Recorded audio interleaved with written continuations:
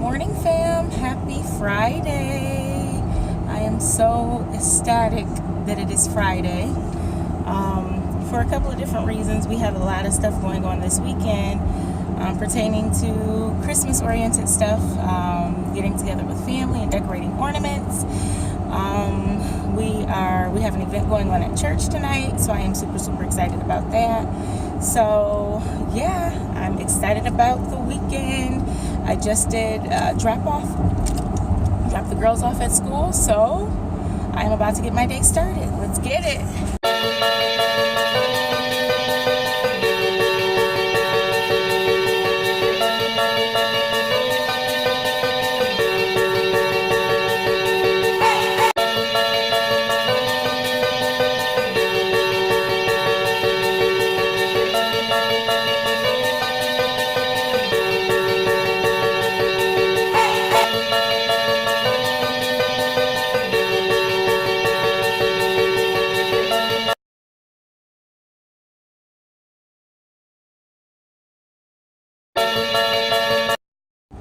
Okay, so I decided to do a vlog focused on the functionings of a stay-at-home mom, or operating in the mode of stay-at-home mothering. I've been a stay-at-home mom now for over 8 years, and there are several misnomers about stay-at-home moms, especially the stay-at-home moms don't do anything. I have the term stay-at-home mom just because generally I don't, not generally, but technically I don't go outside the home to work. But I am, and if you know me, or if you know anyone that knows me, I am definitely the complete and utter opposite of the term stay-at-home mom. I am a very active mom. I'm active in my children's school. I am active in my community. I am active in so many different ways. Active in my church and in so many different ways. So this job, if you will, does not consist of me simply staying at home. But I wanted to give just, 3 tips on how to function and stay sane in staying at home. This actually will be kind of like a precursor to another vlog that I'll be doing. I actually am doing a vlog within the next couple of days focused on organizing your mind, which helps organizing your life. And I have little Miss Peyton in the back, so she may fuss a little bit, but I think she'll be okay. Play some Christmas music for her. But what did they do to my straw? But anyway, so first I suggest, and I strongly suggest, being a stay-at-home mom, you do have the opportunity to become very relaxed, become very inward, where just whatever goes on within the house is kind of like the only way in which you function, and you can lose yourself in that. So it's dangerous for that purpose, or for that reason. It's dangerous because you can lose touch with what's going on in the surroundings of you and your family. So you don't want to just turn inward and stay just, to yourself, okay, for a lack of a better way of explaining it. But so I say, this is my suggestion: when you get up in the morning, whether you have somewhere to go or not. Get up in the morning with focus, with drive, with motivation, as if you have somewhere to be, as if you have somewhere to go. Philip and I joke all the time, like when we're out somewhere or what have you, you have individuals who kind of just walk slow and are like aimlessly walking, but then you have those individuals who you can tell they are on top of their game and about their business, because they have this walk that is not expedient, but well, I guess for the most part it is an expedient walk. It is a very consistent stroke of a walk, and it's as if they have somewhere to go, whether they do or not.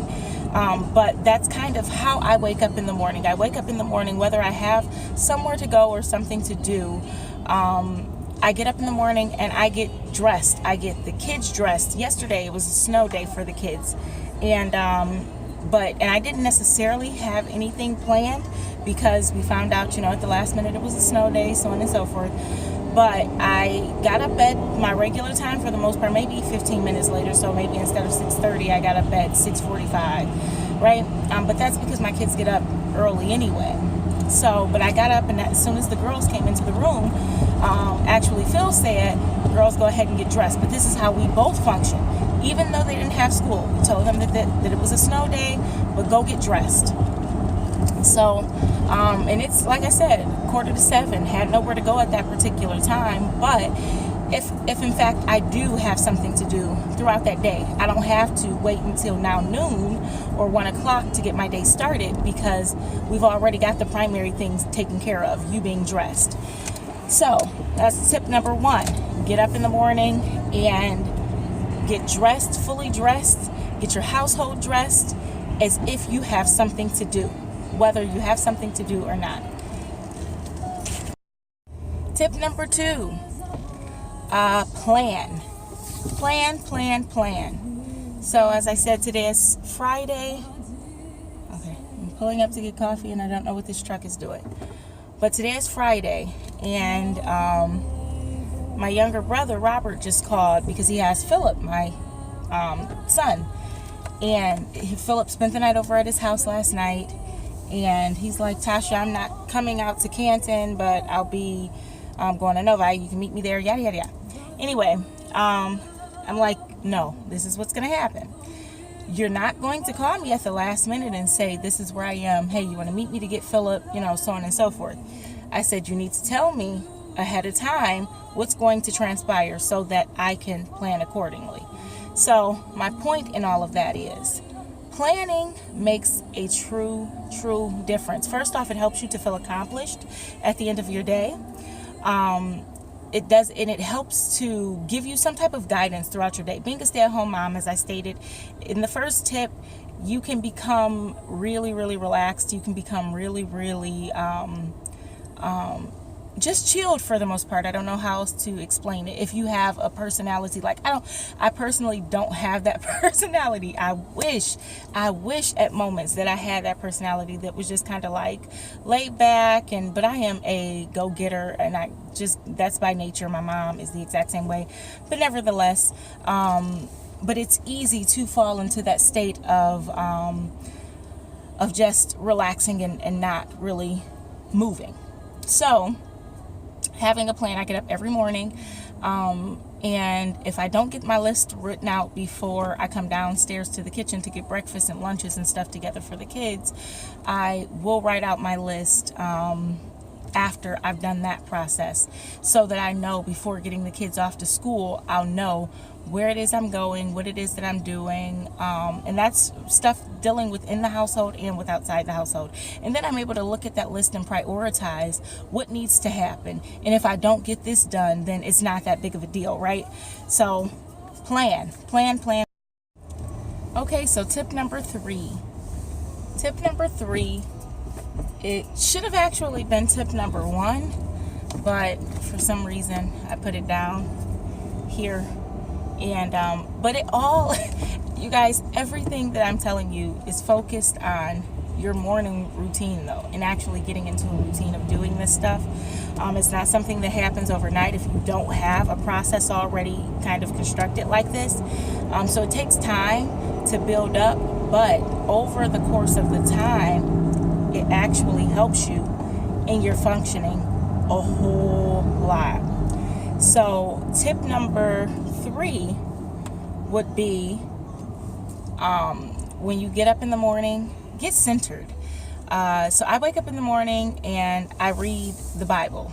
I am trying my best to quiet my mind, to quiet my thoughts, to quiet everything about what goes on within me and what goes on in life, so that I can take out that moment to, number one, listen for God to speak into me, and number two, so that I can focus, and so that I can kind of just be grounded, be centered. So that tip is, it's seriously, it changes. It's something that happens. This is from personal experience, me telling you. This is not something that, like I said, I just started yesterday and I have this habit of doing. It's something that I've had to grow in. It's an area that that I'm still constantly struggling in as well, because life happens quite naturally, right? But one of the main things that I do is get myself grounded and get myself focused and center myself. And because at the center of my being is Jesus Christ, I have to commune with him. So I have to have that time to talk to him in prayer. I have to have that time to seek his face and to study his word, where he is shown and revealed. So, but doing that, it changes the course of your day. And the reason it changes the course of my day is because it changes my focus. It changes my outlook on life. I'm telling you, we can have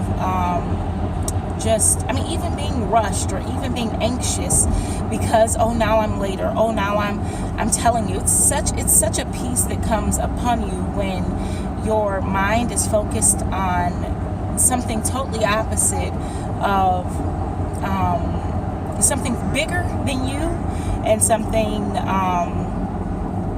totally opposite of just that everyday mundane routine.